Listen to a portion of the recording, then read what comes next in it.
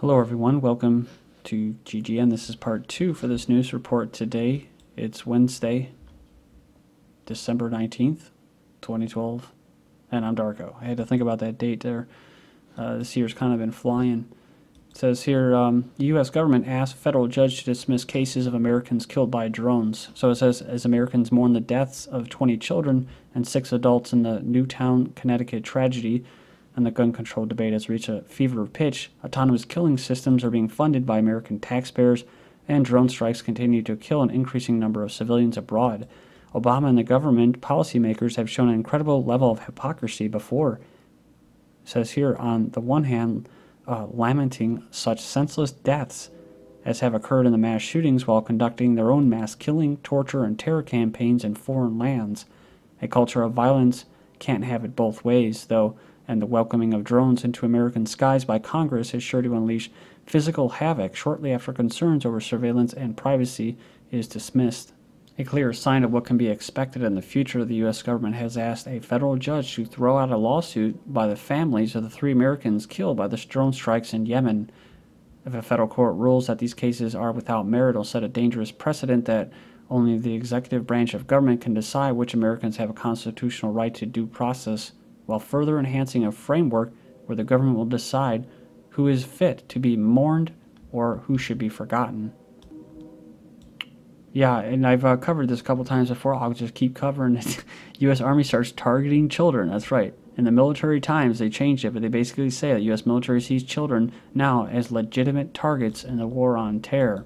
So it just goes to show you the double standard there. So car bombs kill 24 civilians in outskirts of Damascus. Says that car bombs remain the order of the day in the area around Syrian capital. I only covered this because it was mostly children that were killed. These are the rebels, the so-called rebels that Obama is supporting right now in Syria. So it was one of the deadliest bombings in Syria.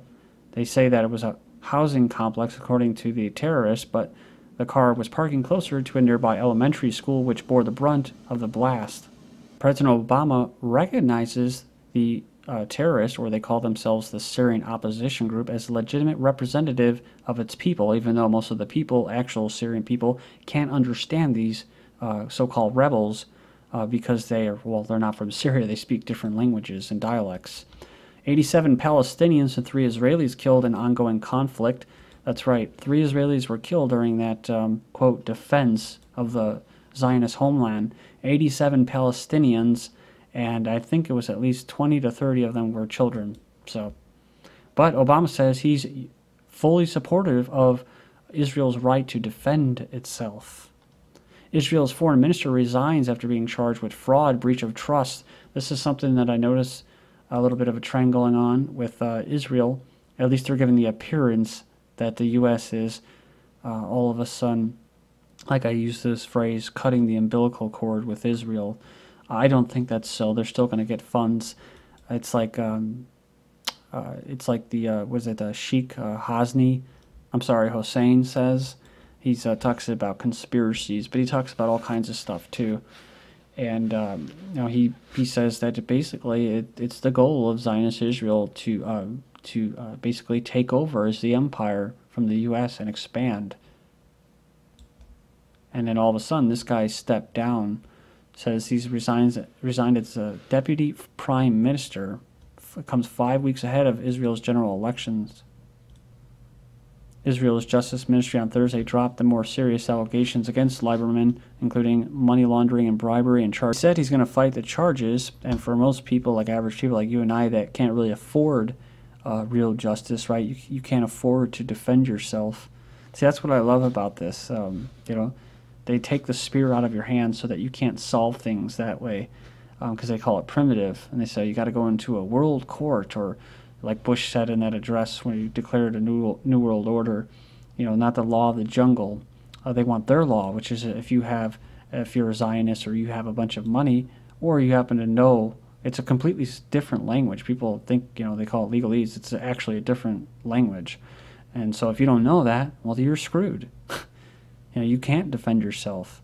It says here he's faced several investigations since 1996 on a number of fraud and corruption allegations, but has never been charged. One commenter said, so let me get this straight, if a criminal resigns from a job, the charges will be dropped, and the criminal is free to start all over again. Wow, this can only happen in Zionism.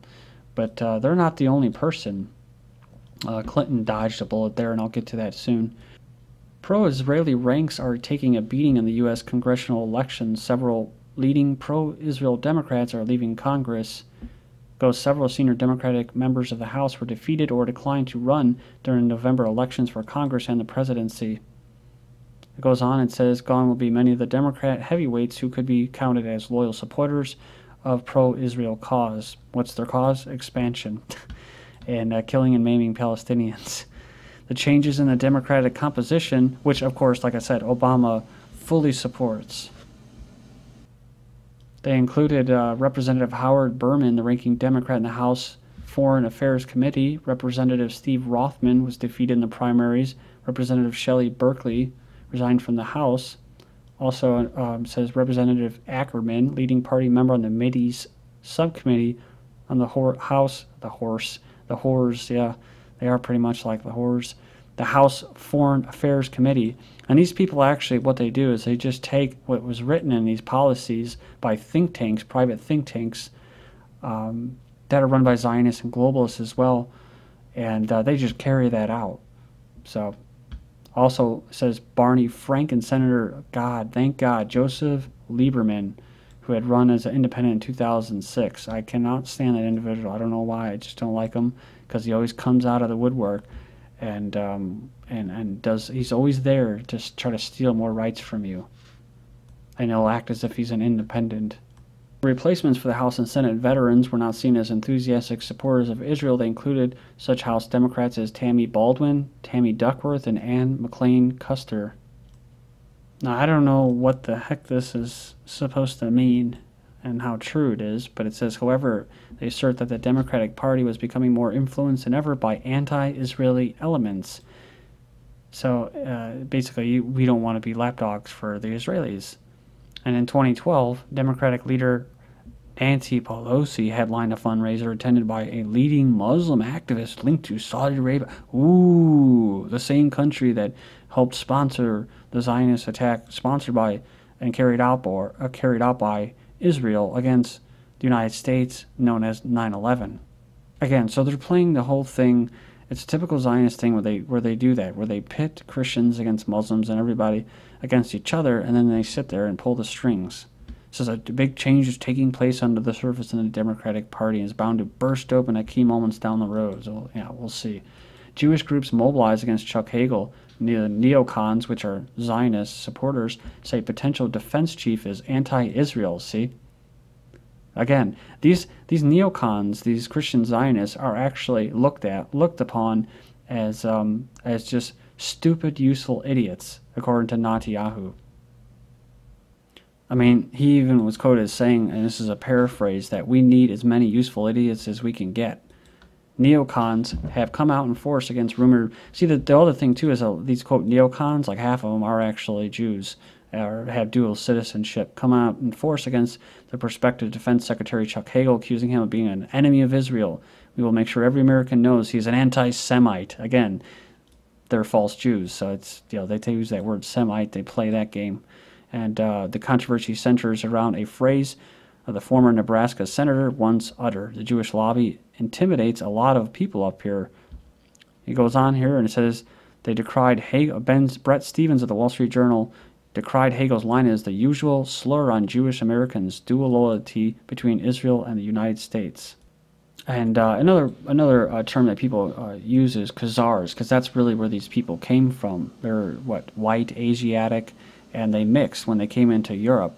And they claim to be, of Arabic descent or something, and that's why they call them false Jews. They took on the state religion in Khazaria a long time ago to use it for their own ends. And I've covered many times before how they run the media and stuff like that. So all the Wall Street Journal, the New York Times, Washington Post, I mean, these are all pro-Zionist, so they're just going to attack this guy.